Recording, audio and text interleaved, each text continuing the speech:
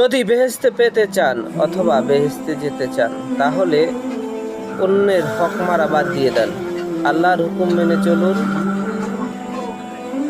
ধোঁকাবাজদের কথায় পড়ে নিজের ঈমান হারাবেন না। দুনিয়া এবং আখিরাত, জান্নাত জাহান্নাম সবকিছুর মালিকই আল্লাহ। আল্লাহর উপর ভরসা রাখুন, কোনো রাজনৈতিক দল কিংবা ব্যক্তির উপর নয়।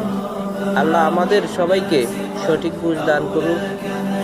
আমিন, আমিন, আমিন, সুম্মা আমিন। ধন্যবাদ সবাইকে।